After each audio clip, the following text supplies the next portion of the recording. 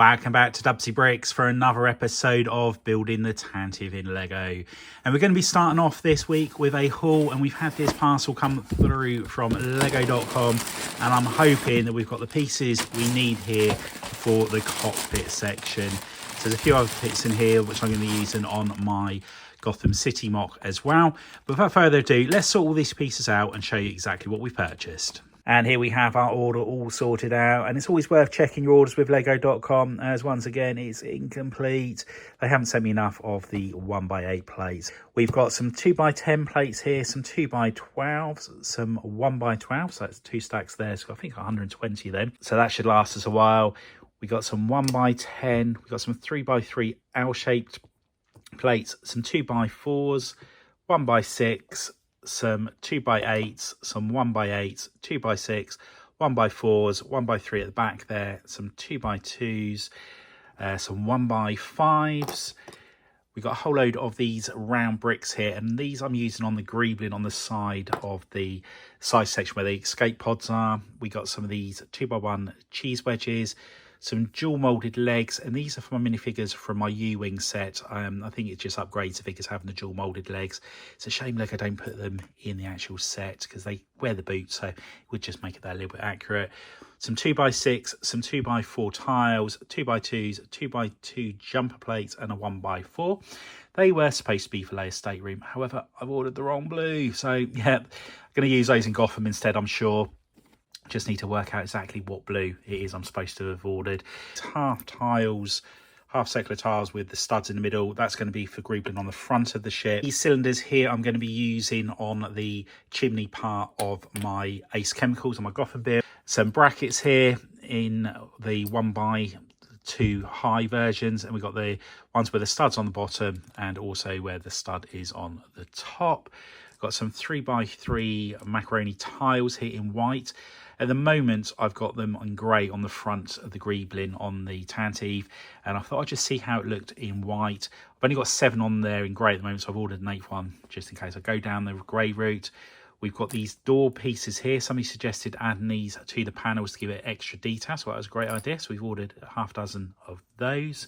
We've got some of these dark red slopes here, some red brackets, some 1x1 trans green tiles. They are for my Ace Chemicals. However, I did manage to find some in my collection, so I don't need those after all, so they'll come in handy on the Tantive.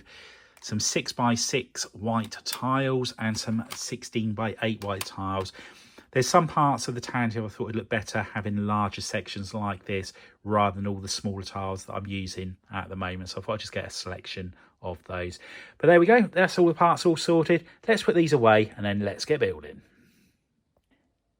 Now, in the last update, we were working on the underside of the ship here. We finally managed to get this panel all attached after a bit of a rebuild due to miscalculating where some Technic pins went on the side. But we've got there eventually. Now, there were a lot of great comments last week in regards to this section just here. I needed some of the inverted arches to go along here to give it additional strength. And somebody kindly offered to purchase them in the UK and send them to me, so I didn't have to pay the import taxes, which would have been fantastic. So thank you so much for offering to do that for me. But somebody else came up with this genius solution of actually putting an axle in between these two sections here. Because of the way this is built at the moment, you've got the hole in the bottom of the brick just there, and the same there. So I can actually slide a 4-long axle in between the two.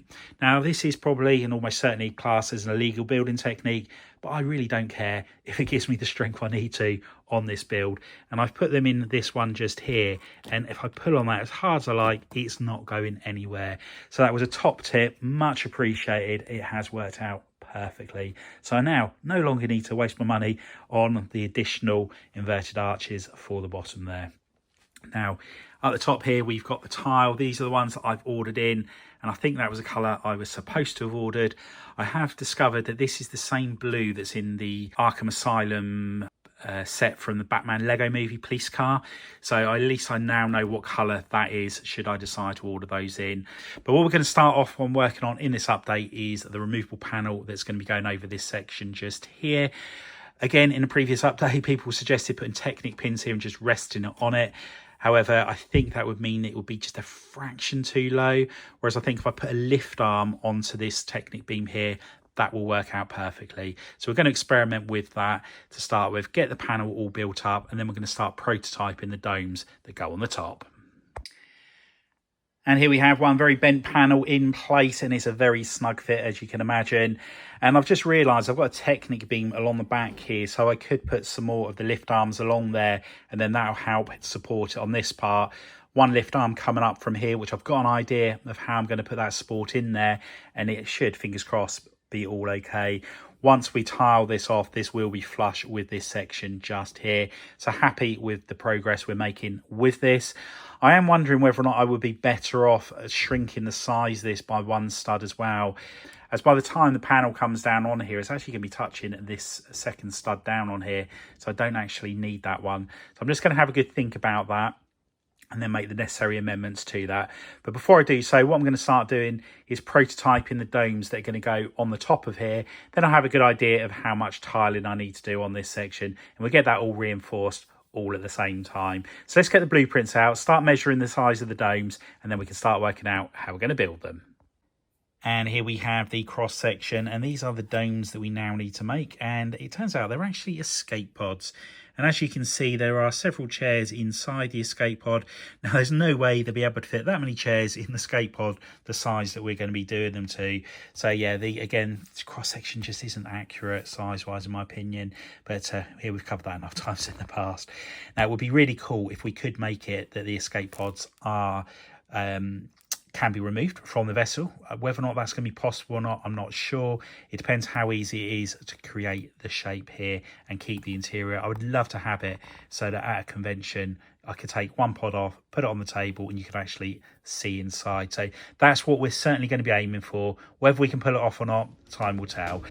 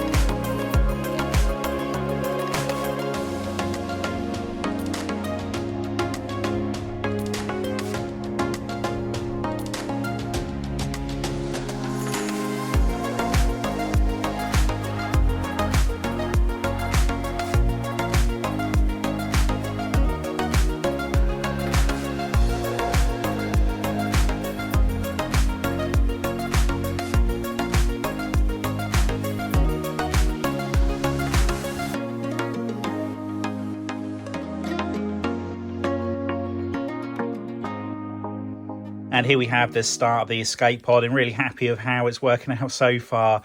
Got very lucky on the size of it. Using 6 sets of these, so when I say sets, I mean 2 of them back to back, and using the hinge pieces here, it works out just over 16 studs in width, which is what I'm after. I've then added a hinge piece on the bottom here, which is enabling me to have this part, which again allows it to come up and meet perfectly at the top. Now, there are some bits I'm not 100% sold on, like there's the gap just here, so I'm going to be working on ways of trying to fill that in. I'm not 100% sold on having the wedge plates in here as well. It'd be nice if I can find some way of having the curved slopes so they actually touch each other. And there are the ones that you get on the Speed Champions which actually come out at an angle, so whether or not I can get away with using those, I'm not sure. It's one part I don't really have that many of, if any, in my collection, so I'm just gonna have to check for a few of the old giftware purchases to see if there are any interesting parts in there that I can use on there just to prototype with. But it's nice to have this hollow space in here. so I can put all of the details I want to, like the chairs, computer terminals, and things like that. Now the top section, this is one part I'm not sure how I'm going to be finishing it off.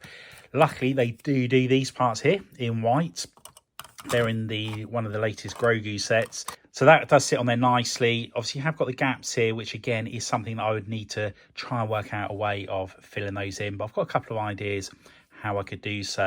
And the same with down here. I was wondering about just putting a bit of flexi tube around there. That might cover the gap up quite nicely. Now detail wise, I'm not sure how accurate this is, but again we'll cover all of those sorts of things further down the line with that. We just want to try and get the core shape of this sorted. This is another option. It's a shame they don't do these in 6x6s, but 5x5 is the largest. So I've put a 2 wide 45-degree slope in between each one, and I could actually go down to one of these, so that's another option. I will experiment with this. I do quite like the finish of this part, but I don't like the way it's more sort of like squared out on there. So yes, we're going to do plenty of experimenting with that. What I'll probably do with one of these is actually have this as the escape hatch. So once the escape pod has landed on the planet, that's how you would get out of it. I'm assuming that when you board it from the bottom. As looking at the images on the cross section, the height of this looks pretty much the same when it's outside of the vessel as when it's actually sat on the top of it. So yeah, I'm assuming that there's not like a doorway further down here, but obviously the images can be quite deceptive. Anyway, let's move this up onto the ship and see how it looks.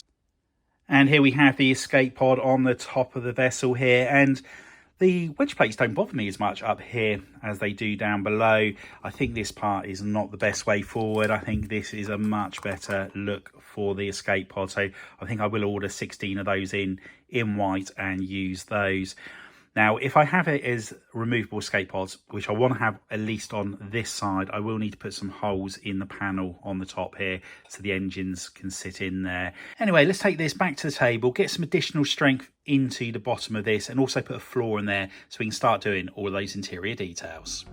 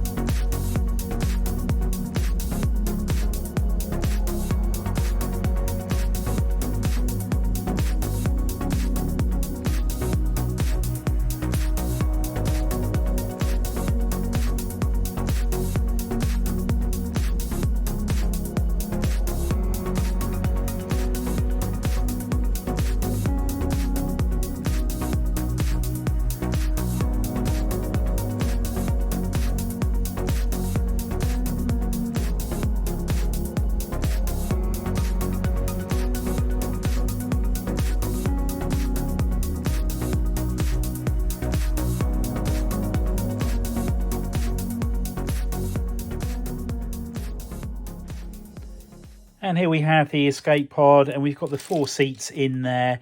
Not sure I'm going to put on the snot brick at the back there, and I'm just wondering whether to block this off and actually have how you get in and out of the escape pod through the top. Now, there are a load of details that do need to go on the very top of it. However, if I do put these curved slopes on here, the access point here is just so small. It's really I can't imagine the minifigure clambering out of that section. But yeah, it's something I'll just have a think about. I don't need to make a decision straight away. I'm only going to be doing one of these escape pods with the interior detail, as I'm only going to be exhibiting one of them in an open form. So I may very well have it so this part here just lifts off, you can see inside of it. But yeah, there we have it. Now we've got this one all sorted. I just need to strengthen up the other one that we've already started over here. And then once we've done so, I'm then going to start to look at how we're going to position them on the actual panel itself up here. So we need to make the hole in there. Once we've done that, we'll then work out how we're going to do the engines on the base of it. And yeah, go from there. And I'm already going against what I've just said about not having an interior in more than one escape pod. And the reason being, I want to experiment with this one just here, just to see if I can get a little bit more strength into the build. With this one, due to the walls inside of the actual pod being 8 studs wide, it's just pushing a fraction on there. I don't know if you see on the camera there, it's just coming out just a fraction. And that's just causing a little bit of a problem there. It's not a big deal. I can live with it as it is, but it would be nice if I could get it a little bit better. So what I'm going to do on this one here, I'm going to use brackets as opposed to snot bricks. And I'm going to use a jumper plate on here just to see if I can get it offset by half a stud. That way, instead of having an 8 stud wide interior, it'd be 7 studs. So on here, we have 2 studs in between the sets of chairs. It'll go down to 1 stud. Now, it may look a little bit cramped, but I think it'd be better to have it that little bit stronger on here. So let's just experiment with that, see how it comes out. If we don't have any joy straight away, we'll just scrap that idea and build the external side of this and go back to the plan of just having one interior. And it was worth a try, but it hasn't come off. The gap between these two is just too close. It looks way too crowded. And if there is an entrance hatch in the floor, then it would definitely wouldn't be fitting inside the way it is at the moment. Even if there was some way that the seats came up to get the hatches in there, I'm not sure. But yeah, it's not working as it is at the moment. So I'm going to go round to rotating this round to this way here. We'll put the backs of the seats here and here. And yeah, just see how it comes out. And here we have the 2 versions of the escape pod, and I'm much happier with the new version here. There's a lot more strength in it, and the main difference is on the bottom of the bit of build here. So on the original one, we have an even number of studs in both directions. On this one here, we have an odd number this way and an even number going that way. I've also added these door rail pieces or modified plates, wherever you want to class them as, into this part here. I've got nothing in that one there, so I would have added them to this part.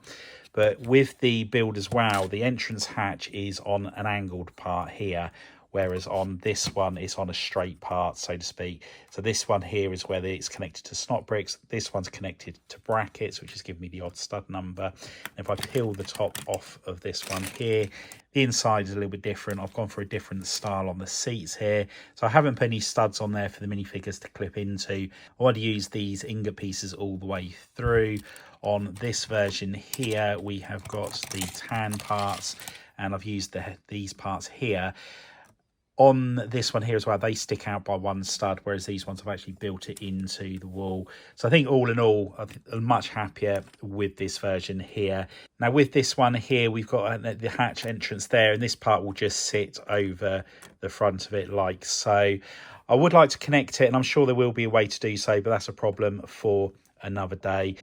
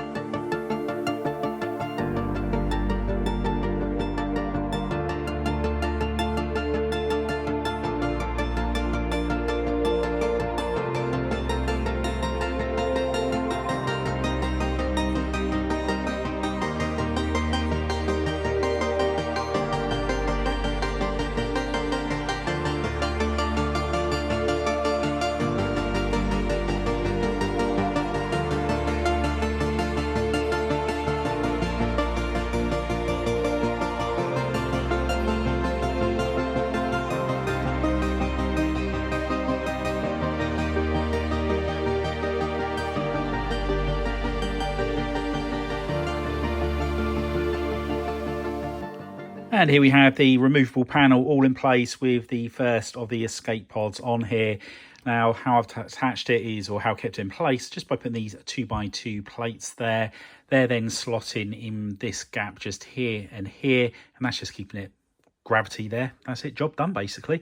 So just need to make sure the engines are inside of that section just there. Now I think in the image the engine's probably a little bit more to the outside, however I'm going to have them closer to the center so this works as I've got it at the moment. I wanted to keep as much strength as possible into this removable panel, so that's just how we're going to be doing it. So what I'm going to do now, I'm going to knock up the other escape pod so it is the same design as this one, and then that way I can put both of those on there. And then once I've done that, we're going to start working on the guns that go on the top.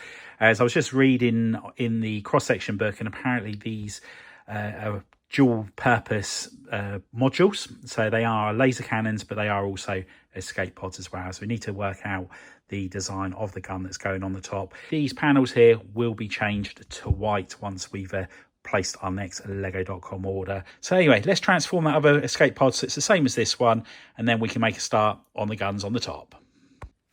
And here we have our second escape pod, and I decided I would put a full interior in here.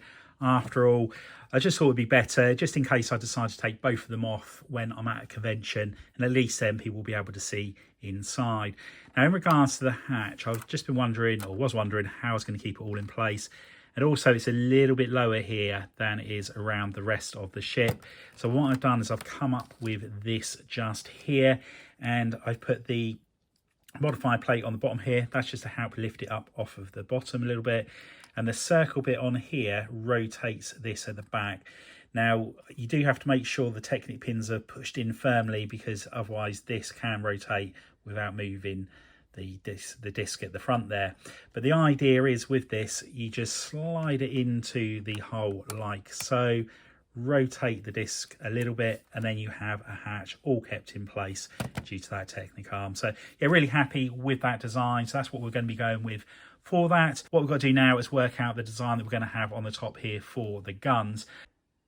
And here we have the two guns on the top here, and they do move all the way around. So they do the full 360 on there, and they do go both up and down as well. So it's nice to have that function on there. Although it's not a play set, it's just nice that it can be posed in numerous different positions.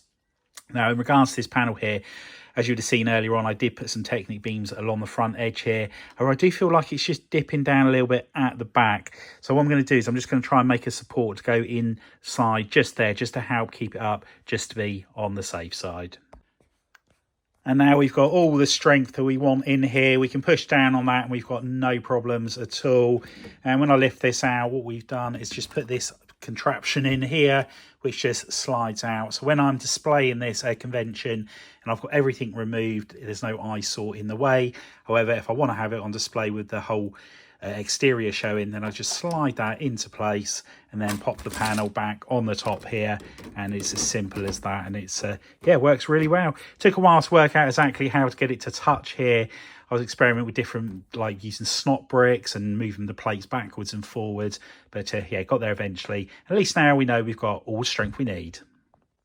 Now, one thing I haven't worked out yet is how I'm going to be going about putting the removable panel on this section here. And I think it's going to be something that I'll work into the roof section. So I'll try and have it so there's some clips on there that will enable me to put that on there and have that as a removable section. It was one thing I was hoping I was going to get work on in this update, but these escape pods, they've just taken me a lot longer than I was expecting. I was just wanted to make them as best I could straight away. Now, I am going to add some more details a little bit later, but I just want to, again, just decide how I want to make it look. And it will just be a case of removing these 4x2 panels here and there and putting additional details onto those sections. But yeah, all in all, really pleased with the overall look of those parts. Anyway, that's all we have time for. I hope you've enjoyed the update. If you have, please remember to give us a big thumbs up. If you haven't already done so, please consider subscribing to the channel and hit the notification bell so you don't miss any future content on the channel. If you know anybody else you think would be interested in building the Tantive in Lego, if you could share the channel with them, it'd be much appreciated. Anyway, thanks for popping on by, and I'll see you next time. Bye for now.